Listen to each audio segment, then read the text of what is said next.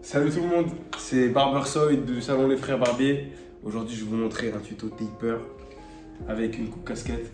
Et je vais vous montrer comment est-ce qu'on coiffe pour essayer de donner le maximum de volume à l'avant pour avoir une vraie coupe casquette qui va en l'air. 16 mm, on va dégrossir. Voilà, on dégrossit. Comme j'utilise un gros sabot et que les cheveux sont longs, j'utilise mon peigne. La brosse, j'utiliserai lorsque les cheveux seront plus courts. Donc là, on fait un geste pour commencer à tailler le bas et faire la transition avec le haut. Hop. Voilà, on voit que mes mouvements, ils sont pour le résultat final. Je ne cherche pas à faire une étape précise, vu que là, il y a un volume qui va dépendre de la taille des cheveux. 3 coups de tondeuse, un coup de peigne, 3 coups de tondeuse, un coup de peigne. C'est important de rabattre les cheveux pour pouvoir bien les couper dans le mouvement. On reste très précautionneux. Donc là sur notre client, on va faire un taper mid-bas, ou plutôt un bas mais haut. On peut l'appeler de ces deux manières-là. Donc là, c'est là qu'on va poser la densité qui se trouve au-dessus du dégradé. Là, on sait déjà où va se trouver notre taper. Pour l'arrière, on va faire un taper mid.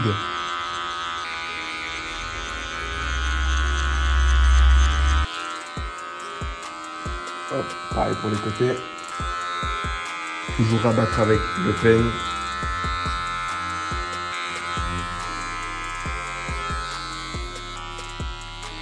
Là, cette taille-là va nous permettre de poser là où est-ce qu'on veut notre dégradé. Là, on a la densité haute, on va poser la densité du milieu. Notre dégradé, on va le faire de haut en bas. Voilà, j'ouvre pour aller chercher une petite densité que je vois ici. On la voit ici, hop, j'ouvre, je viens avec le coin de ma tondeuse. Voilà, j'ai mis 2 coups, j'ai peigné, c'est parti relativement rapidement. On attaque l'arrière du taper.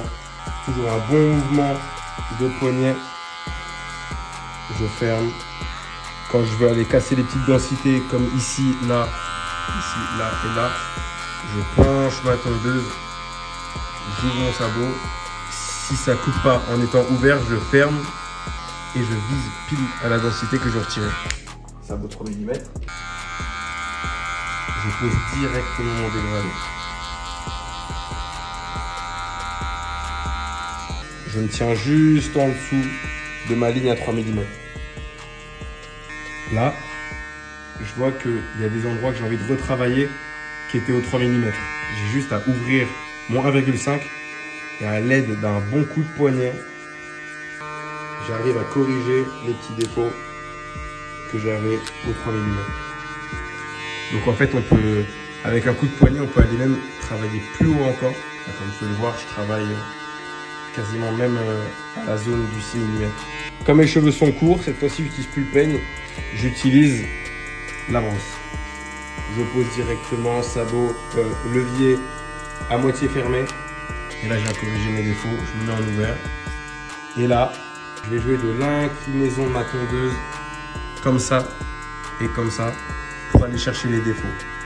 Pour éviter d'avoir à jouer avec le levier toutes les 3 secondes. Donc on aura avancé les deux côtés en même temps des tapers à l'avant, aux tempes. Et je vais vous montrer les finitions sur un seul côté. Se mettre dans la tête que lorsque les cheveux sont courts, on utilise la brosse. Et quand les cheveux ils sont longs, on utilise le peigne. On fait rien au hasard. Là je rabats. Je me rends compte qu'il y a des cheveux du dessus qui se retrouvent sur le contour. Je repasse. Et voilà. On voit que lorsque je trace le contour, j'ai toujours mon index qui est posé pour avoir un point d'ancrage, pour être beaucoup plus précis. Ça me permet de varier les angles tout en étant beaucoup plus précis. On ne fait pas comme ça, parce que là, on n'a pas de point d'ancrage et on risque de faire des erreurs. Maintenant, je commence la transition avec le haut. J'utilise ma tondeuse de finition. C'est juste pour dégrossir à nouveau. Après, on repassera au ciseau. Voilà, on voit que je vais arrondir un petit peu le taper, donc je mets des mouvements circulaires. Comme ça. Je joue avec le coin. Et mon inclinaison de tondeuse va varier. Là, vu que je vais arrondir, je suis comme ça. Et dans l'autre sens, je vais être comme ça. Je vais juste utiliser le coin de ma tondeuse. Et avec un geste, je viens me loger juste en dessous de ma ligne. Comme il a les cheveux qui sont relativement espacés ici, pas besoin de faire toutes les étapes systématiquement. Faire du cheveu par cheveu, quasiment, pour fondre et créer la transition. Pour avoir le maximum de densité, je fais le contour tout de suite avant de faire un travail au ciseau. Si je dois retirer la densité de le contour, je le ferai après. Je travaille un petit peu avec ma tondeuse de finition pour gagner du temps pendant le ciseau. N'hésitez pas à passer le contour de l'oreille plusieurs fois, à rabattre, parce qu'on oublie toujours quelque chose. Là, le reste du boulot, il va se faire au ciseau. Sur notre client, on va couper légèrement, mais surtout, on va lui retirer du poids et on va le coiffer pour qu'il puisse à nouveau lever ses cheveux. Donc là, juste des limites à l'avant directement. Ensuite, je coupe le dessus. Voilà. Les mèches qui sont le plus au sommet du crâne. Je tiens bien les cheveux et on coupe. On vérifie à bien avoir les cheveux bien tendus. De manière efficace, on va délimiter comme à l'avant sur les côtés pour pas que ces cheveux ils tombent non plus trop sur le côté. Et ensuite on va couper en taillant bien. Voilà, j'avais pris la mèche du dessus, maintenant je prends celle juste en dessous. On a fait de haut en bas, maintenant de bas en haut. Et on aura fini pour ce côté-là. Je fais la transition de bas en haut entre le taper, la masse sur les côtés et le dessus. Hop, et voilà pour le côté gauche. On peut voir que de face, ça rentre comme ça. Là, on est nickel. Travail à la tondeuse de finition pour dégrossir. Et ensuite, on finit au ciseau. De la même manière que tout à l'heure, je tire pour dégrossir.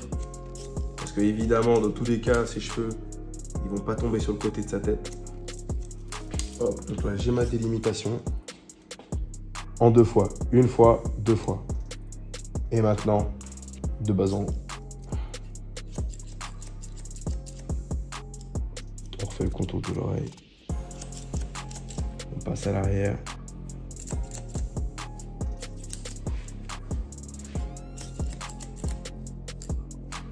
Maintenant, on va désépaissir parce que là, ici, on va sécher ses cheveux. Je la pèse, je vois vraiment que allez, ça tombe. C'est que c'est lourd. Hop. Là, si je la pèse plus, hop, elle va plus en l'air déjà. Pareil pour l'autre côté, au feeling, tac. À nouveau, ça tombe. Voilà, maintenant, je prends au milieu. Retire du poids de l'arrière vers l'avant. Comme on est vers les tempes, on va moins retirer à gauche, moins retirer à droite. On homogénéise un peu. Hop. Et là, on va voir qu'on va pouvoir mettre beaucoup plus de hauteur. Voilà déjà.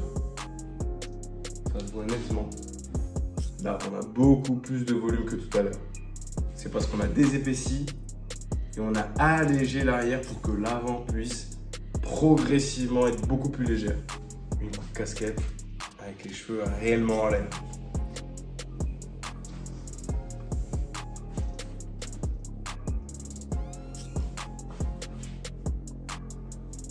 Et voilà, merci d'avoir regardé cette première vidéo.